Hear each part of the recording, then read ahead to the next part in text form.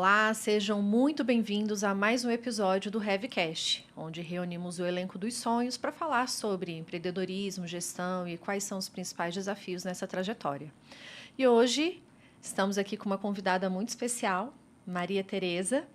Ela é diretora executiva da Claro e responsável pelo relacionamento comercial com o governo. Tem muitas histórias interessantíssimas para contar. A gente estava aqui conversando um pouco sobre as histórias, esses bastidores da área de telecomunicações, histórias que não chegam, né, para o público em geral. Mas estou muito feliz com a sua vinda e muito curiosa aqui com o nosso bate-papo. Eu sei que você vai contribuir bastante. Carol teve a oportunidade de estudar com você, né, Carol? Eu tive a super honra, gente, de ter Maria Tereza. No meio de uma pandemia, a gente entrou num curso do Easy Business School e ela estava na minha turma, não só ela, mas um elenco também de sonhos, de pessoas com as quais eu aprendi muito. Então, apesar do momento difícil que a gente estava vivendo na sociedade, foi um momento em que eu aprendi demais e conheci pessoas incríveis. Então, desde já um abraço aos nossos colegas também de turma. E estamos nos sentindo extremamente prestigiadas por ter você aqui com a gente, né? Uma pessoa de uma agenda super complexa, mas também de uma humildade, de um acesso, assim, incrível. Quero te agradecer muito pelo seu sim, de você estar aqui, destinar esse tempinho. Aprendo sempre muito com você, sempre que você fala. E queria começar pedindo para você contar um pouquinho da sua trajetória, da sua história, inclusive da sua relação com Brasília. A gente grava aqui dos estúdios da Nova Brasil, e é uma rádio bem voltada para o público brasiliense, né? Trabalhando muito a questão da música brasileira. Mas contasse um pouquinho dessa relação com Brasília, da sua trajetória, da escolha do seu curso, como é que foi esse encontro, inclusive, com essa área de telecomunicações. Obrigada, Carol. Antes de mais nada, obrigada, né, Carol e Kelly, pelo convite. É um prazer enorme, uma honra estar aqui com vocês. E dizer que foi muito bom conhecer a Carol no meio daquele momento tão complicado, né, Carol? Foi. E que curso maravilhoso que nós fizemos. Foi né? incrível. E que turma fantástica e bacana a gente, inclusive, manter esse relacionamento, se encontra de vez em quando. Isso é muito bom. Recomendo para quem não fez, é bom fazer. Recomendo. E falando um pouquinho, né, como você perguntou sobre minha trajetória, bom, eu sou uma carioca brasiliense. Eu cheguei aqui em 1960, né, muito pequenininha. Meu pai era funcionário público, veio obrigado, né, transferido quando da inauguração de Brasília. Minha mãe veio com ele, com duas crianças muito pequenininhas. Minha mãe detestou essa cidade, dizia que aqui era tão ruim que nem índio morava aqui. E meu pai amou, porque meu pai era, além de funcionário público, era jornalista, analista político, e aqui era a praia dele, né? Era o lugar. Era o lugar. Mas, ao longo do tempo, minha mãe se encantou, se apaixonou pela cidade, e nós. Então, minha vida foi feita aqui, desde o jardim da infância até a universidade. E adoro essa cidade, adoro, assim. E é uma honra, né, a gente poder dizer que nós ajudamos a construir uma cidade nova, do zero, da terra, da poeira. Sim. Que coisa linda, né? Sim. Poucas pessoas tiveram esse privilégio. Eu escolhi minha profissão, talvez eu tivesse tudo para seguir num outro tipo de carreira, mãe professora de português, pai jornalista, analista político. Eu resolvi ir para a área de exatas, adorava matemática, física, era assim a minha praia de estudo, gostava muito. E aí, entre as opções que se colocavam na época, eu falei, eu quero fazer engenharia. Estudando um pouquinho, eu falei, que engenharia? Engenharia elétrica. Foi uma escolha meio ousada, porque assim, não tinham poucas mulheres, né? Mas eu sempre gostei muito do curso, e durante o curso eu fui me encaminhando, até por uma coincidência de estágio, para a área de telecomunicações. Então, dentro da minha formação, eu escolhi ficar na área de telecomunicações, que é uma área, assim, que você imaginar, conectar pessoas, né? Reduzir distâncias, produzir, ajudar a economia. Então, uma área que tinha muito a ver com o que eu pensava na época. Ainda nem imaginava, a internet nem existia, né, naquele momento. E segui dessa caminhada, fiz minha vida toda aqui. Sou mãe de 4 filhos, avó de 4 netos, companheira de um também engenheiro da área de telecomunicações, flamenguista, tentando recuperar a liderança, mas vamos lá. Mas está feliz, né? Ontem o resultado foi bom, né? Tá bom, tá indo bem, tá indo bem.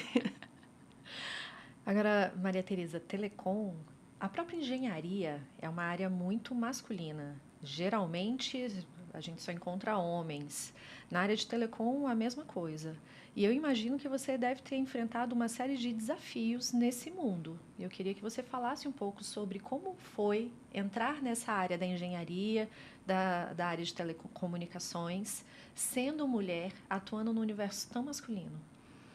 Ah, Kelly, é o seguinte, na universidade, quando nós entramos, o vestibular, eram 35 alunos da minha turma, entraram 6 mulheres, eu entre elas, né? 6 Marias, coincidentemente, olha que coisa interessante. É mesmo? E quando saímos, né, na formatura, eu era a única mulher no grupo de engenharia eletrônica, com especialização em telecom. Mas na universidade eu nunca tive nenhum tipo de sensação de que aquilo, né, era uma coisa extraordinária. Não, eu sempre fui muito bem acolhida, muito respeitada pelos colegas, muito respeitada pelos professores. Para vocês terem ideia, até hoje a nossa turma se encontra, né, já são 47 anos de formatura e até hoje a gente continua se vendo, tem um carinho pelo outro, acompanha a trajetória, torce pelos outros, professores que ainda estão vivos também nos acompanham e participam dos encontros. Nesse momento, assim, para mim foi um momento fantástico a universidade, em que eu me senti muito bem.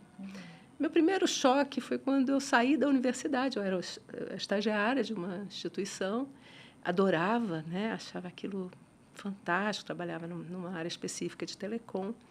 E eu fui indicada pelos colegas pelo meu gestor na época e pelos colegas para uma vaga em outra área dessa mesma organização, também na área de telecom. E me candidatei, preparei meu pequeno currículo naquele momento, né? Mas que já tinha alguma história para contar, e participei do processo seletivo. E, para meu choque, e foi a primeira vez que caiu essa ficha na minha vida, o gestor, à época, falou: seu currículo é maravilhoso, né? Você tem resultados, né? Seu desempenho escolar, sua formação, suas experiências, é maravilhoso, mas você é muito jovem, você é mulher e você vai ter filhos. E aí você vai ter que se afastar frequentemente. Eu não posso ficar sem uma pessoa durante tanto tempo. Gente, só para lembrar, parêntese, naquela época a licença maternidade eram 3 meses só, né? Já era o tempo que ele não podia ficar. Aquilo foi, para mim, um choque de realidade. Um choque de realidade. Eu falei, cara, o mundo é assim. Foi difícil naquele momento. Eu falei, isso não vai me abater, não. Se não é aqui, vai ser em outro. E aí surgiu uma outra oportunidade numa empresa operadora de telecomunicações. Participei de um processo seletivo, fui escolhida, junto com outros times de engenheiros, estavam montando uma área aqui. E foi fantástico, gente. Assim, foi uma experiência que eu falei assim, como aquilo que foi tão ruim me proporcionou uma coisa tão boa, porque eu ia ficar numa função muito de escritório, não muito sem colocar a mão na massa, e ao ir para uma operadora de telecom, aí você coloca a mão na massa, você vai do chão de fábrica até a área de gestão e estratégia, e você conhece tudo com mais propriedade. Então, para mim, como profissional, parece que ele te fez um favor, me fez né? um favor, né? Me fez um favor. Então, assim, vendo hoje, mas naquele momento foi duro, mas me deu esse choque de realidade, que a gente precisa ter mais atenção, né? Ter um olhar atento para a inclusão, para a diversidade, para estimular que mais mulheres sigam na carreira de tecnologia. E eu tento fazer esse exercício, né? Participo de grupos de mulheres que buscam entusiasmar ou motivar adolescentes, meninas, para que entrem na carreira. Então, isso é bom.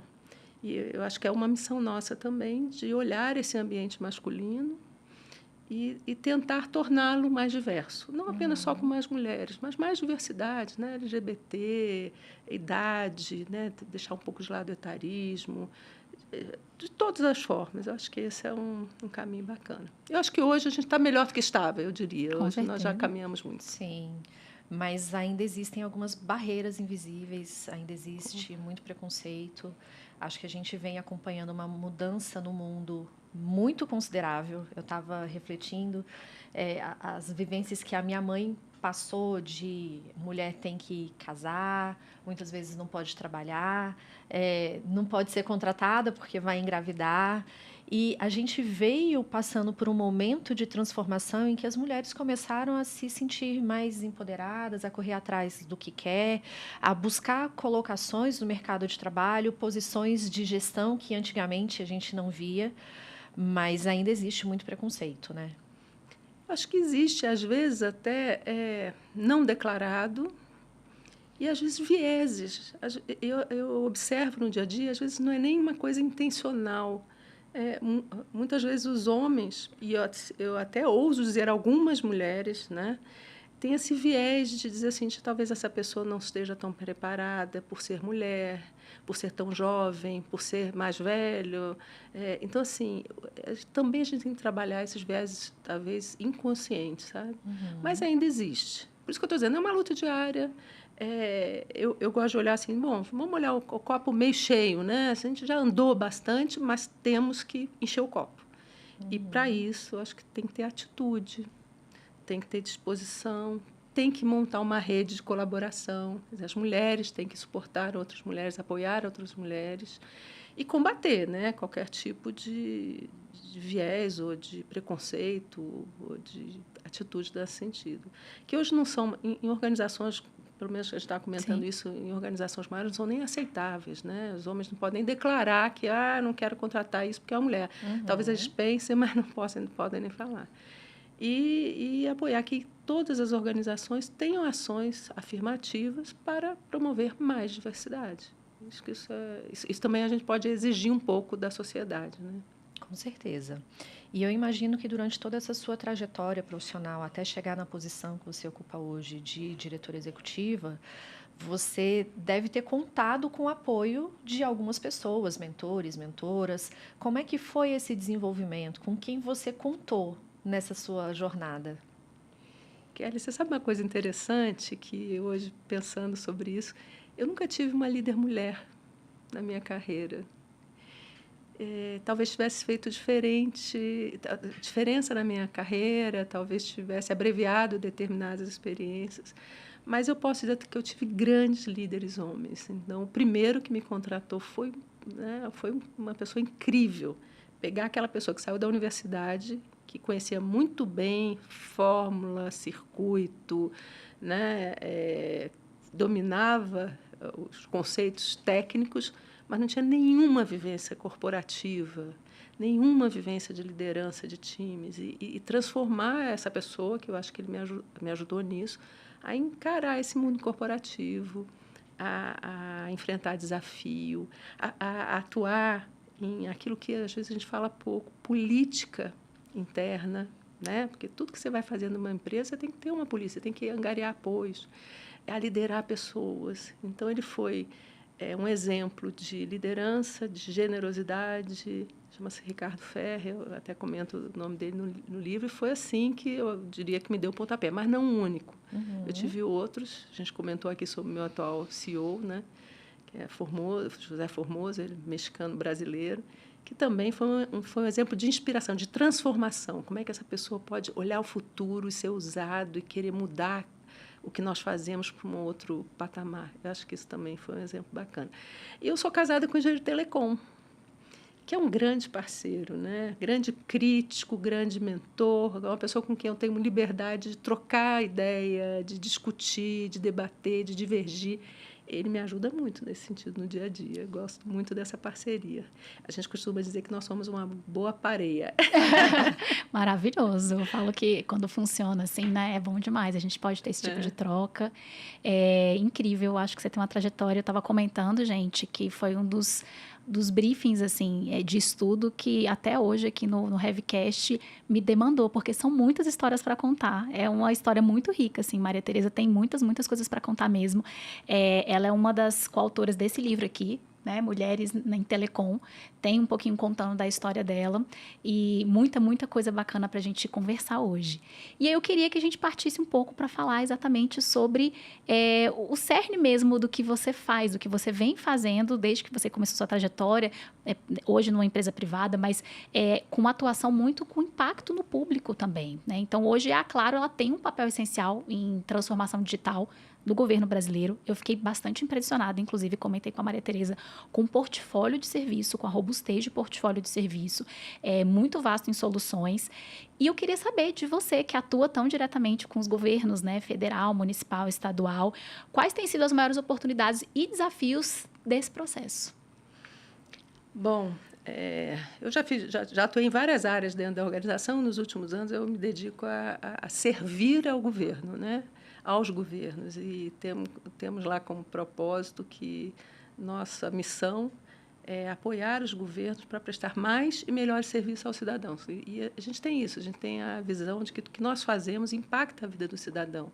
Quando eu conecto uma escola, é um aluno que vai poder ter acesso a conteúdo, vai poder descobrir conteúdos novos. Então, tudo tem um impacto. Então, eu diria que as maiores oportunidades hoje para o governo, a gente pode pensar que o Brasil hoje tem mais de 200 milhões de celulares ativados aqui no Brasil. Então, é mais de um para cada pessoa, né? É natural que existam pessoas que não utilizam, mas a penetração, que nós chamamos, é enorme.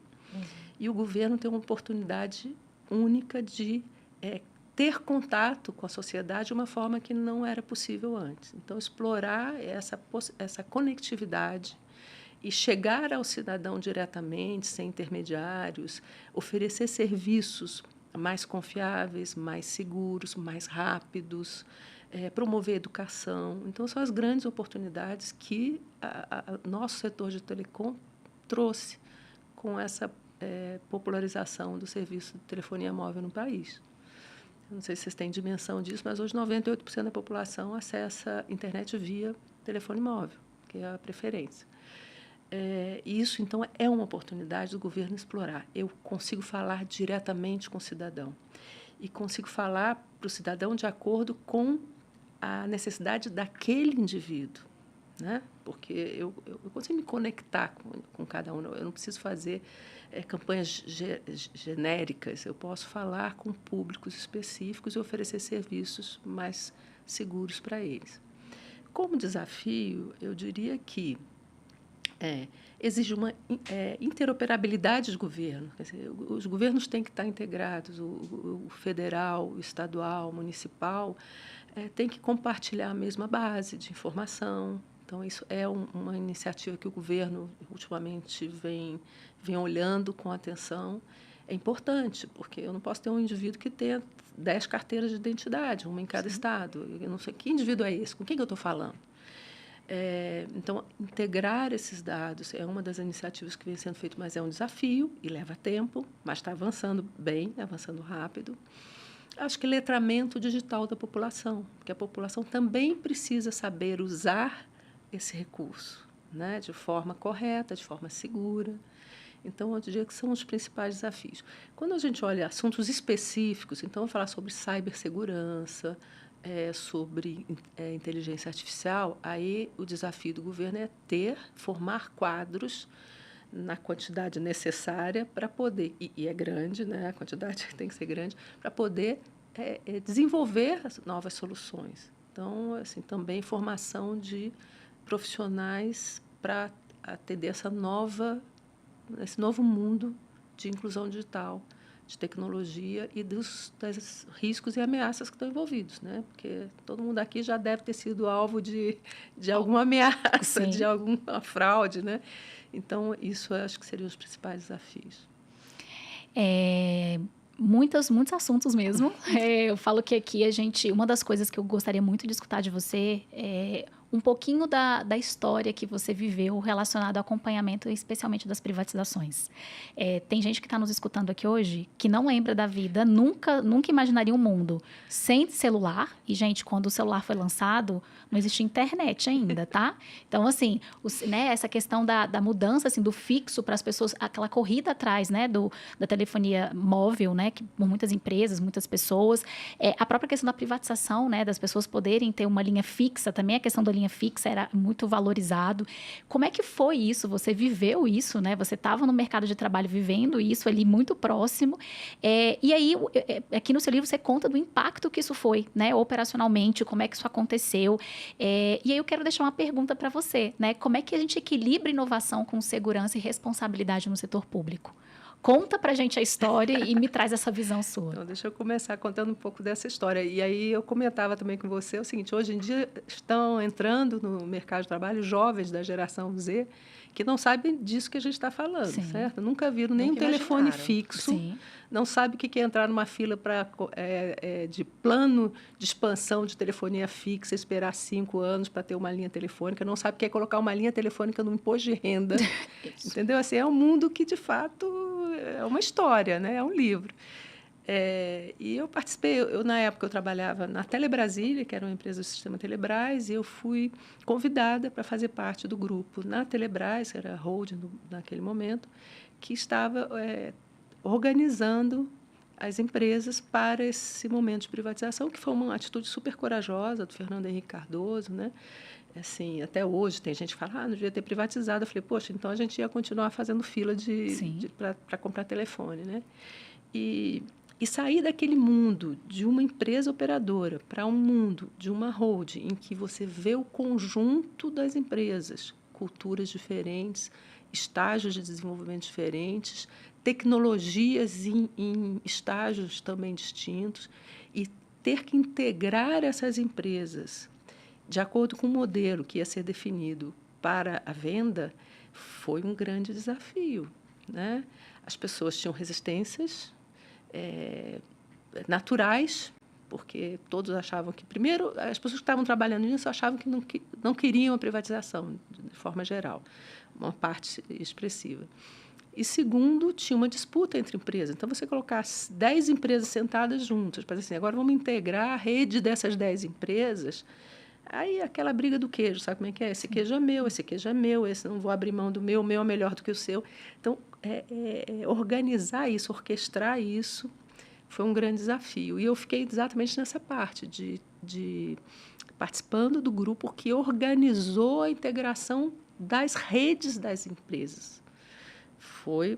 Eu ia falar, você ficou com a parte tranquila, né? Tranquila. Se houve algo tranquilo. Mas o bacana, né? Eu tive a oportunidade de conhecer o Sérgio Mota, né? Eu acho que muita gente não conhece, mas é uma figura incrível, cara. Um conhecimento, uma capacidade de analisar os cenários, as informações e tomar decisões. E aí tive assim, foi bem interessante porque eu acompanhei a decisão de como modelar a privatização. Como é que as empresas iam ser organizadas? Naturalmente, o governo queria maximizar o valor daquela privatização, né? E gerar competição, gerar a inovação. Então, ele tinha que ter um modelo que, de certa forma, ajudasse a criar um ambiente competitivo.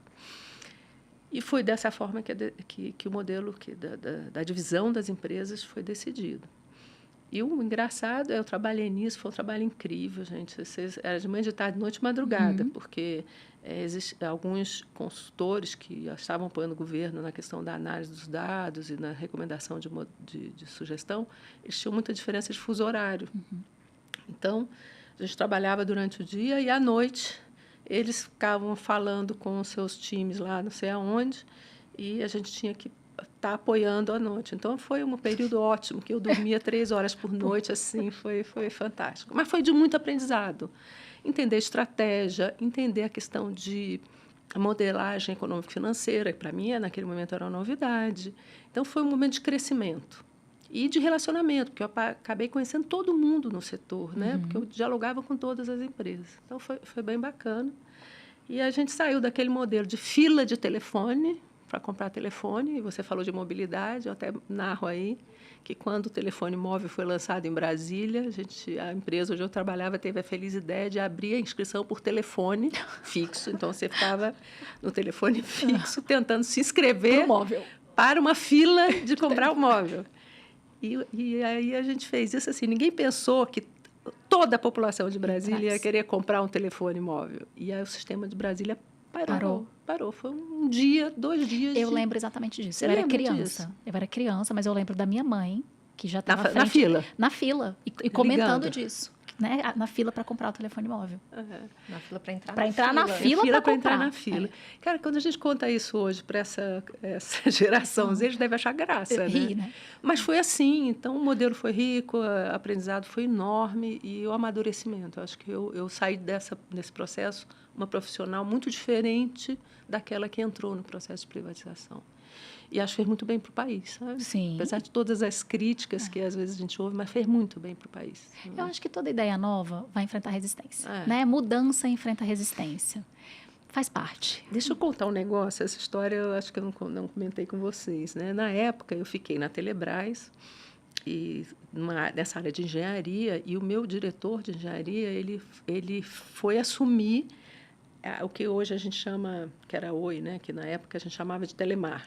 Lá dentro a gente apelidou de Telemar, a Brasil Telecom a gente apelidou de Telemato, porque era interior.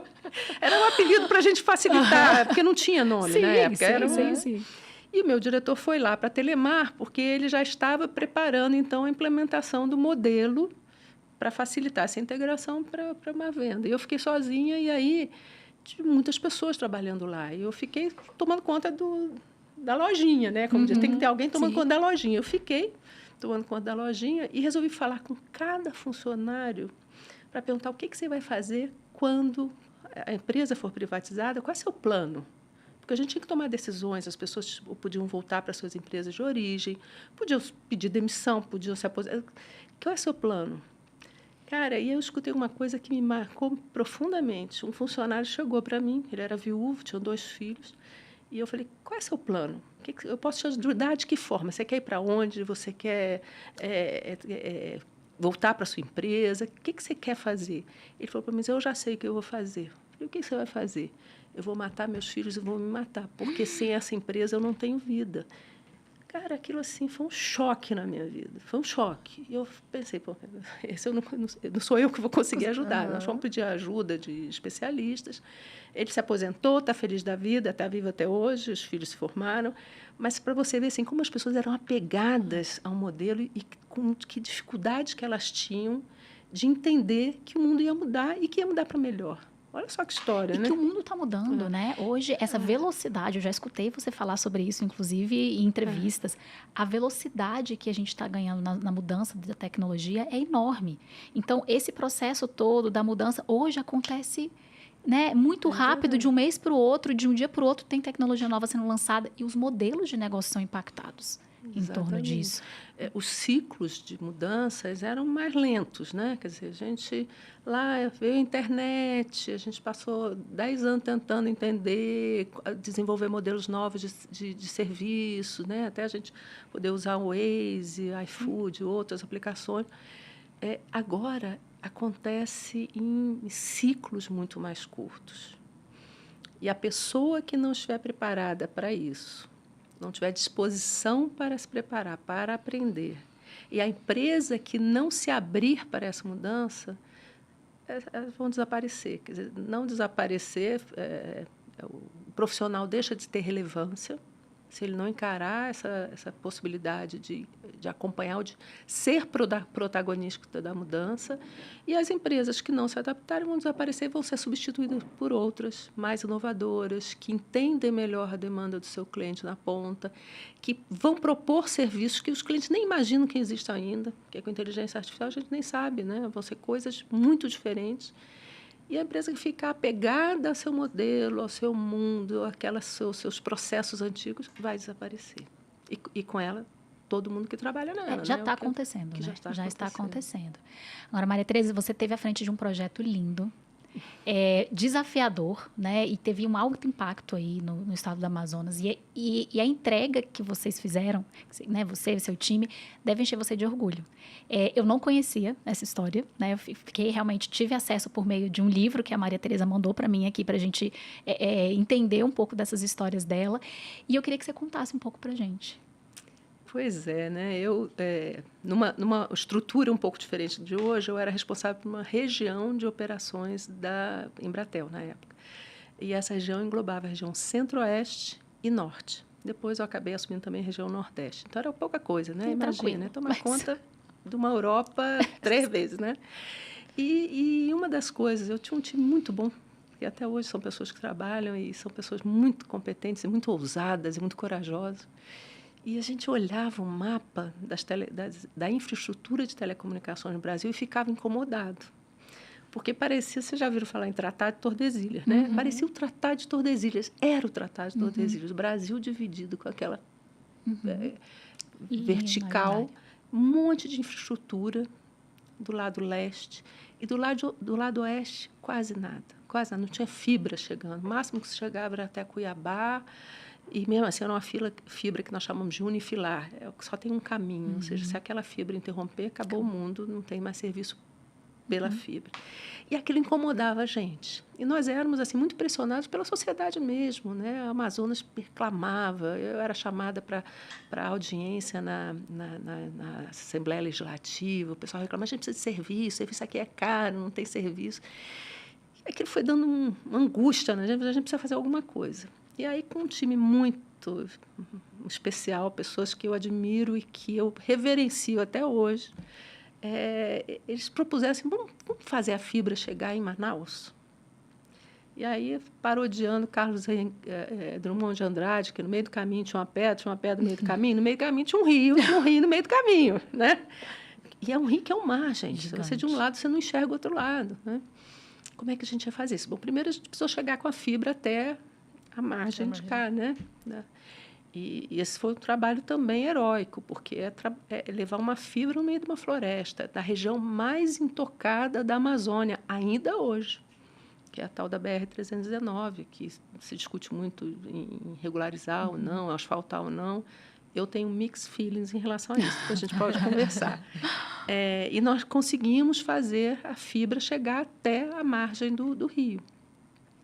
Aí, de lá, a gente colocava um rádio e o sinal chegava na cidade. Foi, assim, um salto. E a gente falava, mas vamos parar aí? Não vamos parar aí. E aí, esse mesmo time falou, nós vamos fazer agora, vamos atravessar o rio, vamos fazer a fibra chegar do outro lado. Gente, vocês não têm noção do desafio. Primeiro, por causa da dimensão, né? A largura do rio, e que varia muito. Em um determinado período do ano tem X quilômetros, e na cheia vai chegar a 20 quilômetros. Né? Para fibra, isso é um desafio. O rio, ele é muito... O rio Amazonas, o rio Solimões, né? Que se transforma em Amazonas, ele é super caudaloso e tem muito sedimento que desce. E nada que você põe lá permanece, ele é tudo arrastado, né? Então, nós passamos assim, quase 2 anos fazendo testes de material, escolhendo local. Então, tinha um pessoal que ia lá e ficava procurando, que tinha que ter um ponto intermediário. Então, nós fomos atrás, descobrimos uma ilha, chama a Ilha da Marchantaria, e falamos, vamos lá, vamos ver se a gente consegue fazer na ilha um aporte, né? As fibras chegam na ilha, fazem o anel, e depois da ilha vão para outra margem. E assim foi feito, mas foram 2 anos de trabalho, de pesquisa, de testes, até que a gente fez. E tinha uma coisa muito interessante, porque quando eu contava isso, inclusive colegas meus que trabalhavam em outras empresas, que eu falei, a gente vai fazer o projeto de travessia do rio. Eles riam e diziam, não vai dar certo, não consegue. Eu falava, cara, como não consegue? Né? Eu acredito na minha equipe de engenharia, eu acredito na minha equipe de operação, e eles têm convicção que é possível. Bora fazer. Então, tivemos apoio. De novo, voltamos à questão da política interna, porque fazer um investimento dessa ordem, sem ter a garantia de que aquilo fosse dar um resultado, foi uma atitude também corajosa. A gente soube vender bem, e foi uma atitude corajosa da empresa, né, do nosso CEO, para dizer, eu banco esse projeto. Cara, e aí fazer isso, chegar à fibra do lado de lá e transformar, né, os serviços na capital, foi assim, dá satisfação, a gente vê que deu resultado. Mas quando eu olho, né, o resultado para a cidade, para o estado, eu penso muito na Ilha da Marchantaria. Tinham 1.000 alunos em 3 escolas públicas nessa ilha. E uma das coisas, para a gente ter autorização ambiental para poder fazer a obra, a gente tinha que negociar com as comunidades impactadas. E eu fui várias vezes lá e tive a oportunidade de conversar com as pessoas, com a diretoras das escolas, e perguntar o que eles queriam, porque a gente tinha que ter contrapartida. E era interessante, a gente achava que eles iam pedir computador, tudo. A primeira coisa, queria uma energia elétrica. Eu falei, caramba, isso agora vai me dar trabalho, como é que fazer chegar a energia? Conseguimos levar a energia elétrica, transformou a comunidade, gente. Então, assim, quando eu olho tudo, eu penso na comunidade da Marchantaria e como aqueles 1.000 alunos, hoje tem alguns já formados, médicos e tudo, conseguiram se beneficiar desse esforço que a gente fez. Foi bem legal. E abrir espaço. Hoje o governo federal tem um grande projeto de lançar fibras ao longo do Rio, e o nosso serviu um pouco de experiência, de laboratório, né? E foi o ousado, foi o primeiro. Né? Ninguém tinha tido essa coragem. De fazer. Foi bacana. Muito bom. Fico muito grata ao time que promoveu isso. São profissionais maravilhosos. Parabéns, olha, realmente, quando eu falei, gente, que tinha muita história, porque tem muita história. E, frente a tudo isso, assim, Maria Tereza, o que você acha que falta para o Brasil dar esse próximo salto mesmo em conectividade, em serviços digitais para a população? Você acabou de dar o exemplo de um projeto que levou anos, né? E um gasto de energia, de foco, de articulação muito grande. Como é que você vê, assim, o que está faltando para os próximos passos? Eu diria que o grande momento agora é de letramento digital.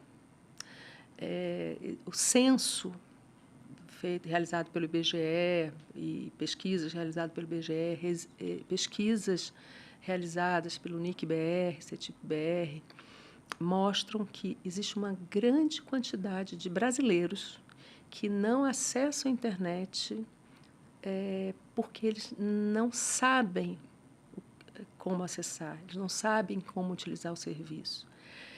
Uma outra parcela também expressiva de sentir os custos são elevados. Então, a gente precisa oferecer condições de aquisição de smartphone, né, de pacote de internet que sejam acessíveis. Né? E eu acho que políticas públicas podem apoiar nesse sentido. Mas, para mim, agora, o grande desafio, todo mundo fala assim, mas não tem internet lá na fazenda. Tem, hoje 80% das áreas rurais já tem internet e precisa ter mais, eu acredito. Então, expansão das redes precisa continuar acontecendo, mas temos que dar um foco em letramento digital. Nós estamos vivendo um momento de revolução tecnológica. Nós estamos falando de inteligência artificial agora, né? Entrou na linguagem de todo mundo, todas as empresas. Se nós não prepararmos a nossa sociedade, os nossos alunos, os nossos profissionais, não requalificarmos essas pessoas, nós vamos ter um problema, nós vamos ficar para trás na economia mundial. Então, esse, para mim, eu acho que é o grande foco agora. Prioritário. Interessante. E vocês estão sempre antenados, olhando lá para frente no que vai acontecer, e são projetos enormes. E para dar conta de implementar essas mudanças todas, esses projetos, eu imagino que você tem times robustos. Como é que você faz a gestão dessas pessoas para mantê-los motivados, engajados, com um senso de propósito? E a coesão dentro desse time? Eu tenho um time grande no Brasil todo. Então, eu tenho gente do norte a sul em todos os estados. O que dificulta ainda mais essa gestão, né? Pois é, né? A gente viu que na pandemia é possível fazer gestão. Sim. Eu já fazia isso antes, porque já era a minha realidade. E eu entendo que isso que você falou, tem que ter propósito. As pessoas têm que entender o porquê, o que e porquê e para quem elas fazem o que estão fazendo. Então, quando você compartilha o propósito, quando você ouve as pessoas, quando você dá espaço para que as pessoas mostrem as suas dificuldades ou demonstrem curiosidade sobre algum tema, quando você promove o diálogo e explica isso, né? Faz as pessoas entenderem. Eu brinco com o meu pessoal, gente, é por dinheiro? É por dinheiro. Ninguém aqui trabalha por divertimento, por hobby. Todo mundo aqui tem conta para pagar. Mas não é só dinheiro. nós temos propósito, o que nós fazemos impacta a vida do cidadão. E eu falo isso com muita frequência, as pessoas levam isso muito a sério, têm orgulho. Então, todo projeto grande, todo resultado que nós conseguimos, nós celebramos e as pessoas se apropriam e se orgulham daquilo que nós fazemos. E é isso. E eu gosto de ter uma equipe diversa. Então, tem pessoas muito diferentes em idade, em sexo. Eu tenho indígenas trabalhando no time. Mulheres, homens, e sempre isso também, eu acho que cria um ambiente saudável, um ambiente que reproduz o que a sociedade é lá fora, dentro de casa. Então, a gente consegue entender melhor, né, o que o cidadão pensa e deseja. Então, eu acho que esse é ter propósito. Né? Maravilhoso. E você também tem líderes abaixo, né, que acabam liderando outras pessoas. Eu quero saber o que você valoriza em termos de comportamento, de competências para essa posição de liderança, para trabalhar com você, e que tipo de comportamento não é tolerado. Bom, o que eu valorizo, pensando nos líderes que eu já tive, nos líderes que trabalham, né, no nosso time, eu valorizo muito a capacidade de comunicação, a capacidade de integração do time, a visão estratégica. Então, não adianta ser um líder que só esteja pensando no aqui e agora e que não tenha uma visão de futuro. É importante isso. Eu gosto de líderes que têm um bom humor, que a vida corporativa, às vezes, é tensa, é dura, nem sempre a gente alcança o sucesso em todos os projetos, então a gente tem que ter uma resiliência para isso e tem que levar os sucessos e insucessos com leveza. Uma pessoa que saiba... não sei, eu acho que eu diria que essa daí é um pouco de humor, resiliência, visão estratégica, visão de futuro, capacidade de dialogar, capacidade de colaborar. Acho que assim, quando eu penso nos meus, eu penso, olhando cada um deles, eu lembro dessas características que para mim são muito valiosas. Aí você falou assim, aqui também, até desculpa te interromper, uma certa coragem também para desbravar, para enfrentar desafios. Porque é uma jornada cheia de desafios. Encarar a mudança, né? Encarar as mudanças. Pois é, e a gente muda todo dia, né? Então é isso. Por isso que eu estou dizendo, tem que ter uma resiliência, tem que ter uma antifragilidade, porque quando a gente tem um processo, tem que ter capacidade de errar. Né? O erro tem que ser aceito. O erro tem que ser aceito, porém, a gente tem que aprender alguma coisa. Eu brinco com o meu pessoal, falo, gente, a gente tem que ser inovador nos erros. Eu não posso ficar errando a mesma coisa que eu errei ontem. Errei. Vamos ver o que a gente pode fazer diferente e o que a gente tem que aprender rápido. Aprender para fazer diferente. Sim. Então, vamos inovar nos erros, vamos fazer erros novos. Mas tem que ter essa capacidade de aceitar o erro, porque senão, né, se a gente não errar, a gente não inova, a gente não ousa, a gente não tem coragem. Então, isso também é uma coisa que eu valorizo muito. E o que eu não valorizo, o que eu não aceito? Eu diria assim, tem coisas que nem jogo de futebol, tem cartão amarelo e cartão vermelho, certo? Certo. Cartão amarelo, aquele feedback que o juiz dá, assim, opa, um cartão amarelo, bora lá, vamos tentar fazer diferente, não foi bem feito, vamos fazer de novo. Mas o cartão vermelho, para mim, é a questão ética. Desvio ético, esse não tem cartão amarelo, não, é cartão vermelho. E está fora. Não sai nem para o banco, sai do campo, entendeu? Porque não é aceitável, dentro de uma organização, achar natural um desvio ético, qualquer que seja, né? E isso todo mundo que trabalha na nossa empresa sabe disso, não é aceitável. O resto a gente vai errando e vai aprendendo e vai fazendo. Né? Legal.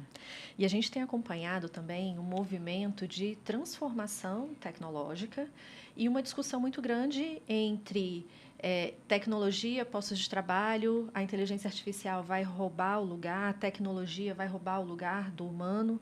Como é que você vê essa mudança e o papel das pessoas dentro disso tudo?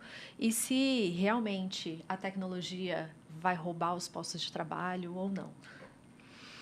Dizem que 1/4 das profissões que existem hoje deixarão de existir, né? Nesse novo mundo, quando a inteligência artificial vai ajudar a executar muitas atividades que hoje são feitas por pessoas.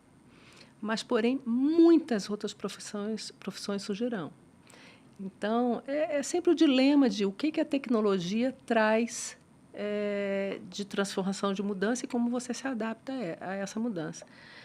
Eu escutei recentemente uma notícia de uma grande empresa pública que estaria demitindo 800 funcionários que estão nessa empresa já há muitos anos, digitadores, mas que não fazem nada. E aí, assim, acho que é um bom exemplo do que nós temos que pensar agora. Pessoas que executam determinadas atividades repetitivas, algumas analíticas, essas pessoas deixarão de ter relevância dentro do processo.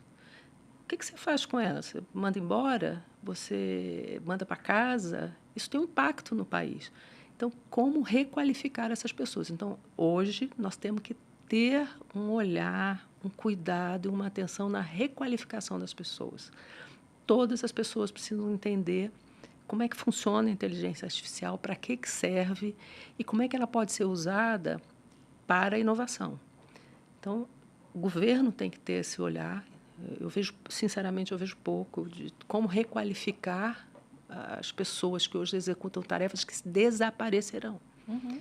E como prepará-las para outras tarefas. Nós vamos precisar de mais cientistas de dados, de analistas, de desenvolvedores, de gestores de produtos, soluções. Então, assim, como preparar esse público para esse momento?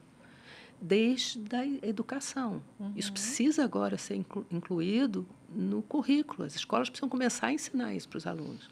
Nós não estamos mais preparando pessoas para serem operários em fábrica. Não vai existir mais isso, gente. Uhum. Com robótica, os robôs vão fazer. Vai precisar ter alguém que tome conta dos robôs, que programe os robôs, que planeje a operação. Então, como fazer isso? Poder público, iniciativa privada, mas também um recado que eu dou para o pessoal, o indivíduo. Eu não posso delegar a alguém a responsabilidade para pensar no meu futuro. Eu tenho que ser o protagonista. Eu tenho que entender que o mundo vai mudar, que é uma revolução em andamento, que não vai acontecer daqui a 10 anos, vai acontecer amanhã, já está acontecendo, e que eu tenho que me preparar para isso. Esse também é um recado que eu enfatizo. Gente, se alguém ficar sentado, esperando que venha uma entidade lá e diga, você tem que estudar esse livro, aprende... Não vai rolar. Acontecer. Entendeu? E uma coisa que eu vejo acontecer é essa turma jovem que está agora na escola, eles já começaram a ser preparados para esse movimento. Mas hoje nós temos pessoas que já estão no mercado de trabalho com atividades que daqui a pouco vão deixar de existir e precisa ter esse movimento de protagonismo na própria vida mesmo, de entender essa tecnologia e de traçar o seu caminho. O que eu posso fazer para que não fique obsoleta, para que eu não perca a minha posição? Que tipo de requalificação? Como é que eu vou fazer isso? Porque, realmente, se ficar esperando que o governo faça ou que a empresa faça, dificilmente essa pessoa vai conseguir uma colocação. Eu acho que o governo tem que ter uma política para introduzir conteúdos no seu conteúdo programático para preparar os alunos para esse momento. O aluno agora tem que ter a capacidade de criar, de analisar. Não precisa decorar, porque não precisa mais, gente. Eu vejo minhas netas lá, não precisa decorar. Eu sou de uma época que a gente decorava quais são os afluentes da margem esquerda do Amazonas. Cara, tinha que falar na ordem ainda por cima. Não faz o menor sentido isso hoje. Tem gente que ainda insiste, né? Mas você não sabe? Não precisa. Mas para quê? Mas tem um poder de análise. Usar as ferramentas de forma inteligente e ética, porque essa é outra questão que também a gente não pode esquecer. Nós precisamos preparar. Então, o governo tem essa responsabilidade. As empresas têm que oferecer uma programação para que os funcionários, os colaboradores se preparem. Mas é individual, é uma motivação íntima. Você tem que entender, assim, eu digo que é um trabalho de catequese. Você tem que falar com as pessoas, assim, o mundo vai mudar. Você está se vendo nesse mundo? Pode ser que a pessoa, não quero mais, eu vou embora para casa, vou vender coco na praia. Ok.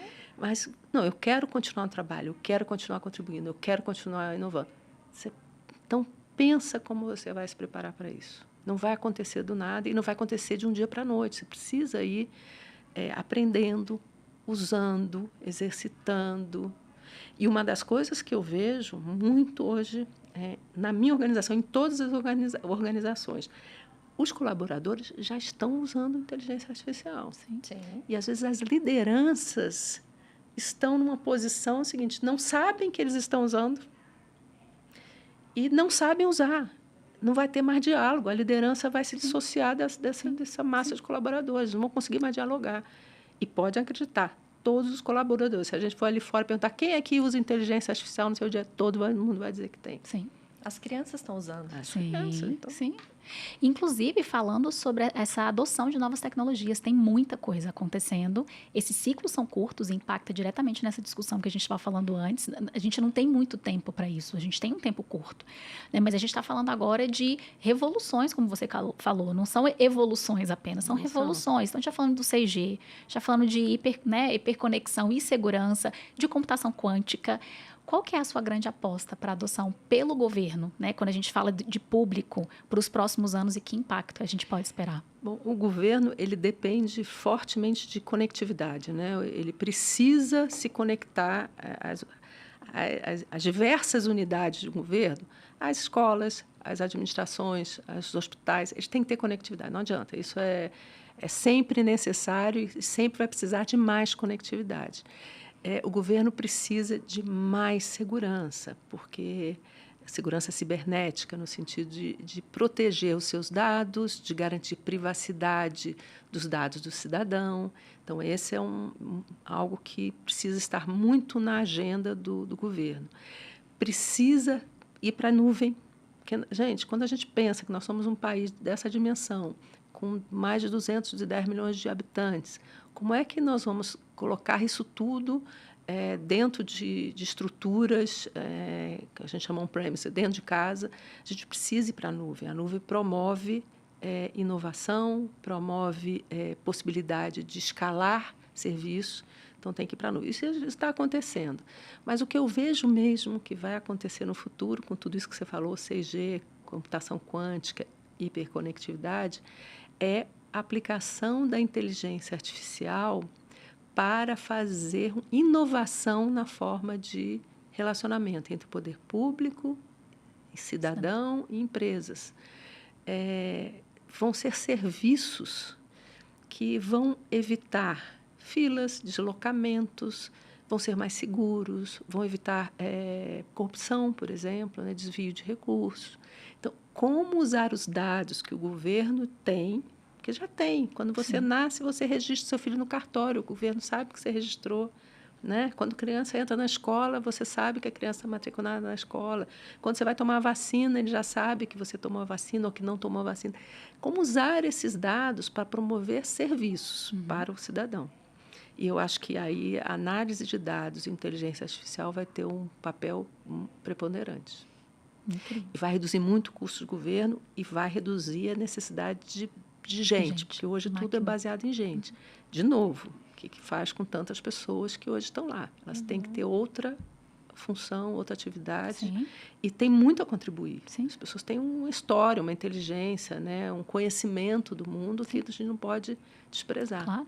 É super bacana você trazer essa visão, porque eu falo que no mundo, né, das instituições privadas, isso é uma discussão muito forte, mas a gente sabe que isso é algo transversal, vai passar também pela área pública, né, e realmente é algo que tem que estar na pauta e a gente já precisa pôr muito a mão na massa em relação a isso. Exatamente. Não, a gente não pode demorar. E custa dinheiro. Custa dinheiro. No Reduzir momento em que também. o governo está aí com um problema fiscal que tem que dar uma alinhada. Real. Mas e no campo pessoal, Maria Tereza, o que te move, né? O que ainda te desafia? Depois de tantos desafios, tantos projetos, tantas histórias, o que desafia você hoje? Eu sinto uma felicidade de estar vivendo esse momento de revolução. Assim, caramba, eu vivi lá o advento da internet, o advento da telefonia móvel, participei, né? Privatizei. Agora eu estou tendo a oportunidade de viver uma revolução tecnológica, ainda ativa, ainda com disposição, com curiosidade, com vontade de aprender. O que me move é isso, é essa curiosidade, essa vontade de fazer parte desse momento que, para mim, vai ficar na história. Sim. Meus filhos vão contar que eles viveram isso, né? Meus netos, acho que eles nem vão contar porque eles já nasceram vivendo, então. Mas participar desse momento é um privilégio, eu acho. Te motiva, te desafia. Demais. Super estudiosa, gente, não para de estudar. Eu adoro estudar. E, aliás, é um conselho que eu dou, nunca pare. Inclusive, já que você falou de conselho, se você pudesse dar um conselho, né, para uma mulheres que estão aí começando a trilhar suas carreiras, especialmente em grandes corporações, que conselho seria esse? O primeiro conselho é esse, não parar de estudar nunca. Né? Assim, não dá para você dizer, terminei meu ciclo de aprendizado. Não existe isso e você vai ser ultrapassado. Segundo conselho para uma mulher que está entrando numa corporação, tenha coragem de mostrar a sua capacidade. Eu vejo que muitas mulheres, às vezes, ficam um pouco retraídas, acham que não estão à altura de determinados desafios, quando estão. Então, tenha uma certa ousadia para mostrar que você tem a capacidade, a bagagem e a disposição de enfrentar desafios. Estabeleça uma rede de relacionamento boa e de apoio. Busque outras mulheres que possam servir de referência ou que possam servir de mentoras, né? Nesses momentos, porque você vai ter dificuldades ao longo da jornada e é natural que você busque modelos que parece que estão mais aliados com o que você acredita. E não desistir, porque não é fácil, tem desafio todo dia, os recursos não são ilimitados, né? Então, saber isso, enfrentar dessa forma, com essa leveza, sabendo que isso faz parte do dia a dia de uma corporação, é importante.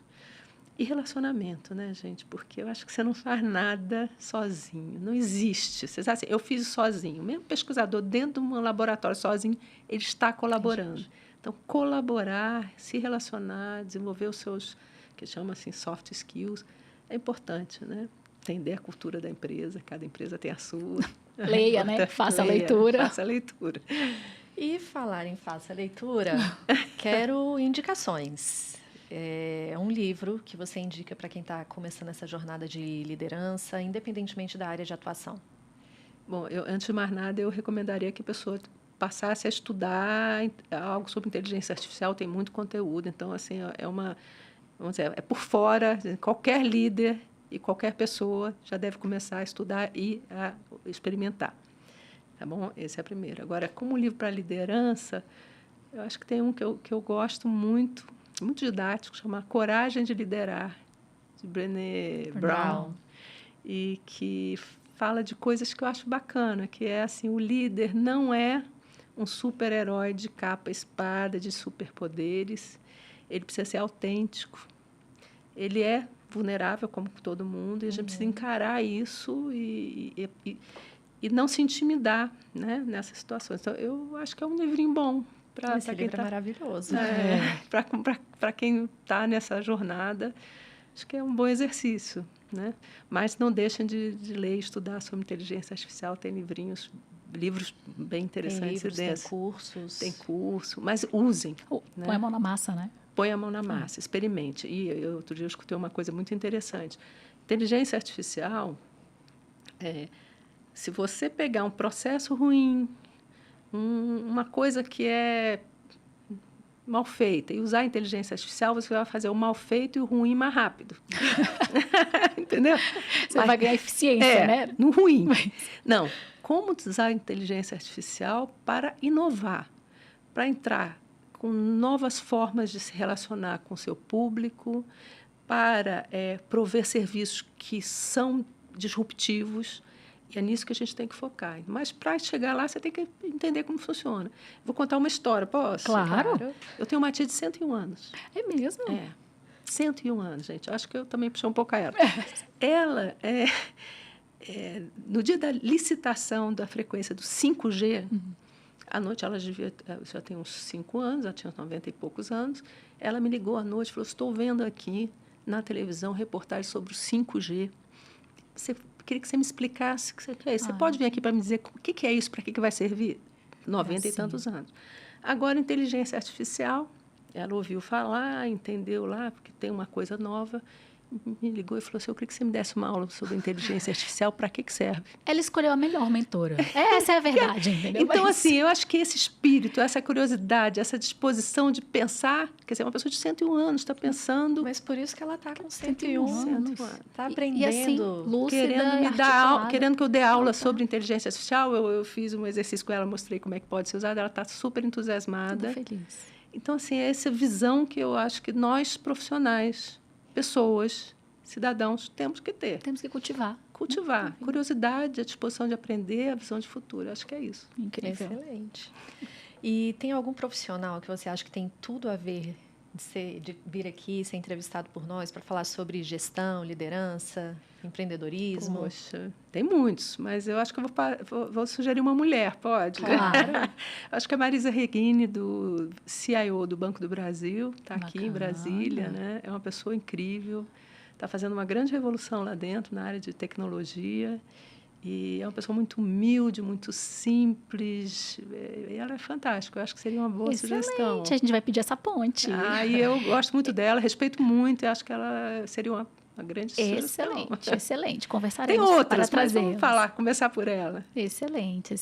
Pessoal, a gente está caminhando para o encerramento do nosso Heavycast, esse episódio incrível, dava para a gente passar mais tempo aqui, a gente tem mais história para contar. Maria Tereza tem, né, uma bagagem assim gigante, é sempre uma alegria escutar você falar e muitos aprendizados. Quero agradecer imensamente sua participação e deixar esse espaço também livre para você dar o seu último recado, se tem alguma rede para a gente poder te acompanhar todas as histórias e todos os aprendizados que a gente pode ter te escutando. Bom, primeiro agradecer, foi ótimo estar aqui com vocês. Como mensagem, eu digo que mantenham a chama da curiosidade sempre acesa, né? A vibração pelo que cada um faz. E eu estou, sim, nas redes. Seria um prazer enorme, né, receber contatos de pessoas que queiram conversar sobre temas variados, liderança, inovação, questões públicas, políticas públicas, eu adoraria. Então, eu estou no LinkedIn, estou no Instagram, mas no LinkedIn, Maria Tereza Azevedo Lima, e será um prazer, né, contar com mais colegas, mais debates. Mais trocas. Muito obrigada, foi um grande prazer, uma grande honra ter você aqui. Tenho certeza que vai ser um episódio com muitos aprendizados para todo mundo que nos acompanha. E você, né, que está nos escutando, que você também aproveite bastante do que vai ter aqui nesse episódio, que teve nesse episódio, e continue seguindo a gente aqui no nosso canal no YouTube, do Heavycast. A gente está aí com uma lista de outros convidados que também vão trazer novos assuntos aqui para nossa pauta.